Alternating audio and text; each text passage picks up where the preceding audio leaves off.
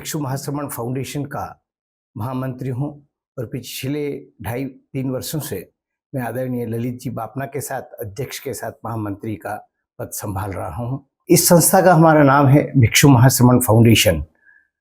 और पहले तो मैं ये आपको थोड़ा सा ब्रीफ देना चाहता हूँ, भिक्षु महाश्रमण क्यों नाम रखा गया। हम जैन तेरापंथ संप्रदाय से बिलोंग करते हैं। जैन तेरापंथ के हमारे पहले आद्य प्रवर्तक हमारे प्रथम आचार्य भिक्षु रहे और अभी वर्तमान में उनकी यशस्वी आचार्य परंपरा चलते हुए फिलहाल 11वें जो आचार्य है आचार्य महाश्रमण, उन दोनों की बातों को ध्यान में रखते हुए हमने भिक्षु महाश्रमण फाउंडेशन रखा है। भिक्षु महाश्रमण फाउंडेशन जैन तेरापंथ समाज से बिलोंग करता है।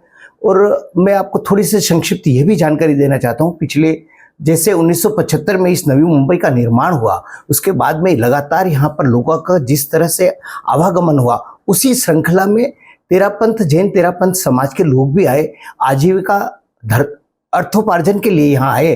अर्थोपार्जन की और इस भूमि ने, उर्वरा भूमि ने सब लोगों को, मैं समझता हूँ पूरे जितने लोग यहाँ आए बहुत कुछ दिया, हमको भी बहुत कुछ दिया। परिवार क्रमशः बढ़ते गए, परिवारों की संख्या बढ़ती गई। यूँ तो हमारे कम्युनिटी हॉल पहले है, सामुदायिक भवन, लेकिन वो जो जो संख्या बढ़ती गई त्यों तो हमें लगा ये कम होता जा रहा है। और उन पिछले जो भवन है उसमें हमारी युवा पीढ़ी हमसे जुड़ नहीं पा रही थी और हम चाह के भी कुछ अच्छी गतिविधियों को अंजाम नहीं दे पा रहे थे। इसके लिए इसकी हमें आवश्यकता पड़ी और हमने इसका निर्माण किया। यहाँ पर क्या क्या फैसिलिटी है, कितने फ्लोर की बिल्डिंग है, क्या क्या इंतजाम है? सर ऐसा है कि यहाँ पे ये तल मंजिल है, बेसमेंट है, उसके ऊपर 5 मंजिल तक हमारे कमरे हैं और 6ठे मंजिल पर रूफ टॉप है। बेसिकली हमने 40 रूम बनाए, 3 बैंक्वेट हॉल बनाए। बैंक्वेट हॉल का नाम नहीं दूंगा, लेकिन बल्कि उनको ऐसा हॉल बनाया है जो हमारे बच्चों के काम आ सके। मूलतः शिक्षा के मूल उद्देश्य से प्रेरित होकर हमने ये काम किया है। क्यों? क्योंकि हमारे बच्चे बहुत ऑल ओवर इंडिया में, हमारे करीब 4 लाख की पॉपुलेशन है, दूर सुदूर गांवों से जब यहाँ आते हैं मुंबई में उच्च शिक्षा के लिए, तो उन्हें शायद जगह का बहुत अभाव रहता है और वो अपने आप के उसमें पूरा नहीं कर पाते। तो हम लोगों ने ये सोचा क्यों ना जब हमारे बच्चे यहाँ आए तो हम उनको एक अच्छी शिक्षा के लिए एक अच्छा वातावरण दें।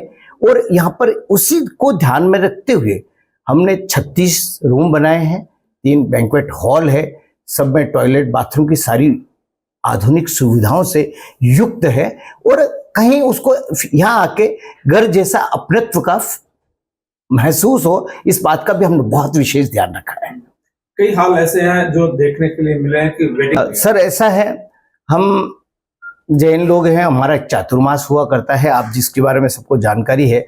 4 महीने हमारे साधु साध्वी एक स्थान पर रहकर धर्म की आध्यात्मिक प्रेरणा देते हैं और उसको उद्देश्य में रखते हुए हमारे यहाँ लगभग 1000 लोग हैं, तो 1000 लोगों को बैठने के उद्देश्य 4 महीने यहाँ चातुर्मास होगा। संत महात्मा यहाँ पधारेंगे, विराजेंगे और उनके लगातार प्रवचनों से समाज को नई दिशा देते हैं। और विशेषकर हमने जो आज की युवा पीढ़ी संस्कृति और संस्कारों से दूर होती जा रही है, उसका हमने बहुत विशेष ध्यान रखा है। उनको हमारे नजदीक लाने के लिए हमने इन कार्यक्रम की भविष्य की रूपरेखा अच्छे से तैयार हो, इसका भी हमने बहुत विशेष ध्यान रखा है। और आजकल महिलाओं का सशक्तिकरण का भी बड़ा काम चल रहा है, तो क्यों नहीं हमारी महिलाओं को, हमारी बालिकाओं को, कन्याओं को हम अच्छी शिक्षा दें, कहीं एकेडमिक शिक्षा के साथ साथ वो भटक ना जाए, मूल संस्कृति और संस्कारों से भटक नहीं जाए, इसलिए भी हमने उनका विशेष ध्यान रखा है। सर नहीं भी करें तो इसका फायदा। बहुत अच्छी बात है सर, बहुत अच्छा प्रश्न भैया। ये केवल एक संप्रदाय विशेष के लिए नहीं होगा, ये भी मैं आपकी बात बहुत, क्योंकि जैन समुदाय एक बहुत उदार मना समाज माना जाता है, यद्यपि बहुत अल्पसंख्यक है, लेकिन इसकी उदार मना की भावनाएं बहुत रहती है।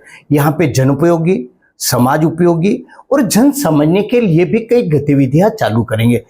पहली बात तो हम एक प्रेक्षा ध्यान के माध्यम से, जो हमारे आचार्य महाप्रज्ञ ने प्रेक्षा ध्यान, आचार्य भगवान महावीर की परंपरा को आगे बढ़ाते हुए उन्होंने जो चालू किया था एक मेडिटेशन, उस मेडिटेशन को नियमित रूप से हम प्रातः यहाँ पे आयोजित करेंगे, जिसमें कोई जाति संप्रदाय विशेष का व्यक्ति उसमें भाग ले सकता है।